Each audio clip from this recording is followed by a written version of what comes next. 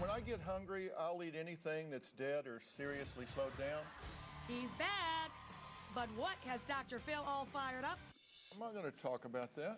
The doctor is in the hot seat, that is, as our audience asks some pretty tough questions. God has a plan. You don't get a vote. Plus, why he told his wife to leave their son alone. Philip's right. Philip's right. Philip's right. That sounds so good. Then, some kids will eat anything. The lobster is really good. And others, well... I don't like the feeling of, like, anything mushy. It's a tale of two tastes as families trade kids to end in eating dilemma. And how do you make one meal that satisfies everybody? I'm telling you, you put this over just about anything. You put over a sneaker, a kid would try it.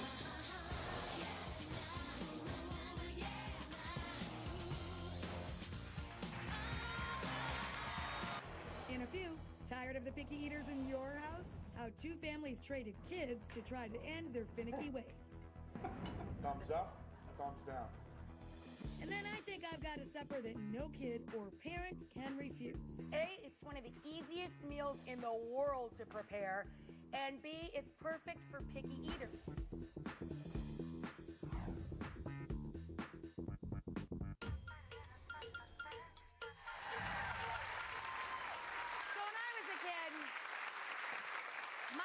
Did not allow picky eating. You know what I mean? It was like, here's what's for dinner. End of sentence. Not, oh, just try it, pumpkin, or any of that. And you know, I think that's how I became a person who really loves sardines, squid, garlic and oil on everything, vegetables. But then there's a whole group of people that, well, they can't stop complaining about how little their kids will eat.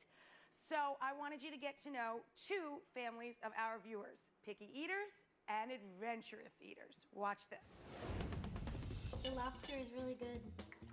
How could lobster not be good? I would say we probably have the most food-conscious, foodie children in America. At a very young age, they learned to eat just like adults did. It was them asking, why do we have to eat plain chicken and salad? Can't you make chicken marsala and chicken cacciatore? I'm not having that piece. That's gross. We are a very picky eating family. Dinner is a interesting experience. Dinner time, let's move this apple juice out of the way. It's trying to accommodate all the different likes, dislikes. Becomes quite stressful. I want them in little pieces and that meatball one. Ordering pizza, which should be a simple and easy meal for the whole family, isn't in our house. We have one who will take the sauce and cheese off of it. Another doesn't like it if it's too greasy. Something simple is quite difficult. So it's a tale of two tastes. The Curdy family thinks eating is an adventure. I like calamari, fried shrimp, mahi-mahi, oysters, clams, like all types of fish. Probably the weirdest thing I've ever eaten is like duck with that orange sauce on it, and I really like that. What's duck? The other family? Well, let's just say the Radcliffes are in a bit of a rut. I like to eat anything that really has bread in it. He became very one-dimensional in terms of what he eats, which is basically bread. I don't like the feeling of like anything mushy. If someone came into my kitchen, I think they'd think it's very plain. The question is, could a gourmet Curdy survive a day in the Radcliffe's kitchen? I like my interesting foods. It's fun to try new things. And how would the finicky Radcliffe kids react if they were served up something exotic at the Curdy's house? If I went to somebody's house and they only had raw fish, I would say I'm not hungry and like when I get home, I'd like stuff my face. We're about to find out with a culinary kid swap. Have fun. The Radcliffes are sending their picky pair to eat a day's worth of meals with the Curdys, who are trading their kids right back. I'm really looking forward to having some other children come over and see what their eating habits are like, and maybe that'll show us a little bit that we need to start to have our kids try new things and experience new types of foods, and that way when they get older, they're not going to be limited by food and food choices. Pretty interesting setup, right? Nifty little experiment we got going on. I mean, wife swap is really fun, but this kid swap thing, wow, is this big. So come on back if you want the tasty outcome of this challenge. Heading your way, the big kid swap. Will the picky eaters come around? A little worried that they're probably hungry right about now.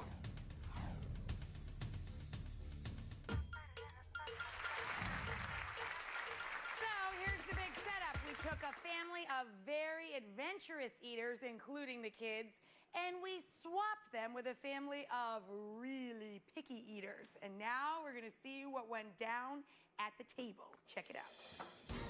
Hi. Hi, welcome. Hi, come on in. Our gourmet girls, Dana and Alana, seem pretty excited to swap places with their picky counterparts. Well, they have a salt and pepper. We'll have to get some spices to spice up our food.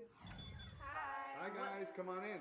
But it's the picky kids, Colin and Brooke, who aren't so sure what they've gotten themselves into at the gourmet house. What do you usually eat for lunch? Like a jelly sandwich or Mac and cheese. mac and cheese. Well, we've got a couple of different things planned here for your lunch today. There's a nice little Greek restaurant that we like to have lunch in on the weekends. How does that sound? All right. Yep, the picky kids are a bit freaked out, but they're willing to give it a go. Let's go. It was off to the Greek restaurant. What is this called? Pasticcio. Okay, I'm gonna have pasticcio. How do you? Crab legs? Yeah, we do. I'll have that, please. That's pretty bold. I like it. I like it. Thank you.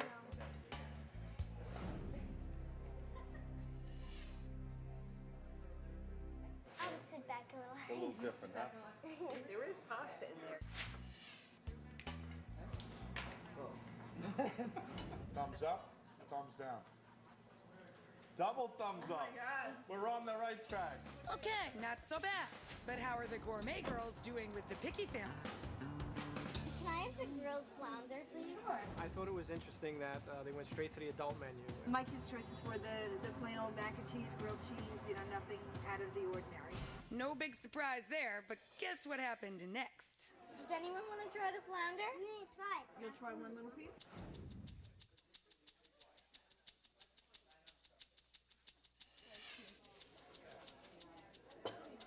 Good job, Aiden. It's good, right? Yeah. Way to go, girls. I'll give lunch a passing grade. But what about dinner? The next challenge, get groceries for tonight's homemade meals. Seaweed? You guys eat seaweed? Yeah, it's good. It's not on our menu. I was thinking of getting penne pasta. Oh, look, this one looks good. Oh yeah, Mom puts that in her pasta. Hey, what's this? Who put this in the cart? We don't put sauce in our pasta. Some kids like to have it with sauce. Some kids like to have it plain with no sauce on it. It's a little different. And do you think we could sprinkle some red peppers on the end when it's all done? Of the sauce? I'm daring. I'll try some. You'll try some? It's definitely opened our eyes a little bit into thinking about expanding our own children's choices and things that they're going to try in the future. My feelings about our children at the foodie house, a little worried that they're probably hungry right about now.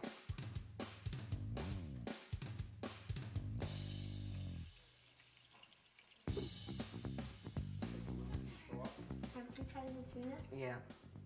Is it good? It's all right. Did you try your tuna? Me? I promise if you eat that, you're going to eat a little more. Go ahead.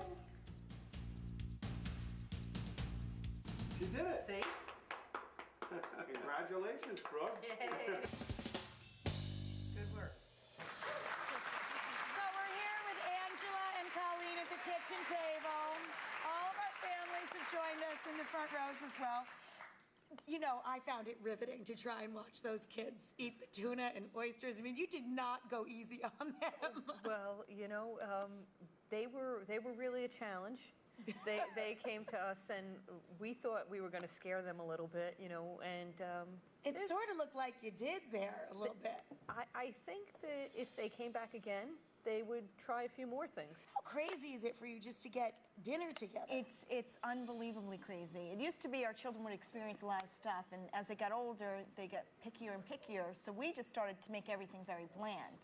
And the fun food experience that we had initially tried to have, we just don't have anymore because they won't try anything new. So you and your husband weren't picky eaters to begin with, because sometimes that's the problem. We are not as adventurous as Angela and Neil are, by sure, but we would opt to have a little flavor to our food, not plain bread and How are they with vegetables? You can get any vegetables and everybody, or no, very, very not so little. much. Not so much. Multivitamins. Yes. Multivitamins. Lots.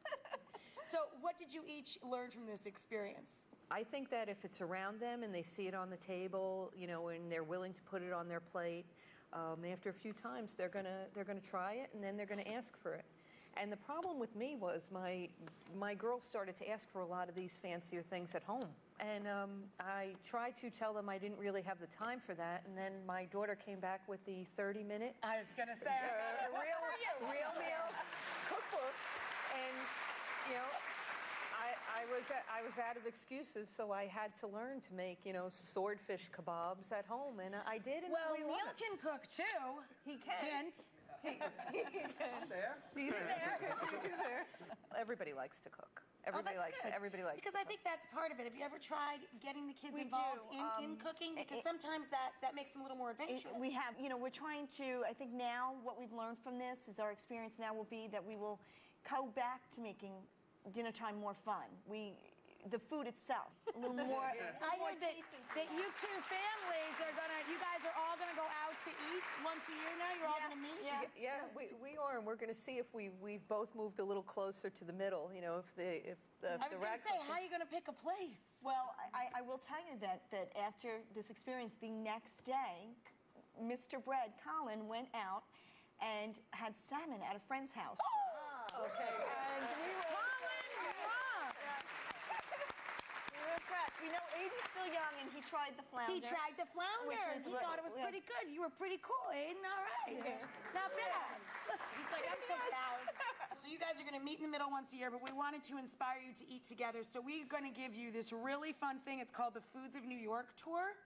And they'll take you all over the city. You'll try cheeses at Murray's Cheeses. You go to all the different neighborhoods. You go to Chelsea Market, where Food Network is, where there's tons of great, diverse experiences of food. So you guys are going to go on a New York food venture. Oh, that's the must see. Thank you so much. Eat well. Eat well. Good job, kids. Y'all did a great job. We'll be back in a couple. And in just a sec, could you travel the world with absolutely no money in your pocket?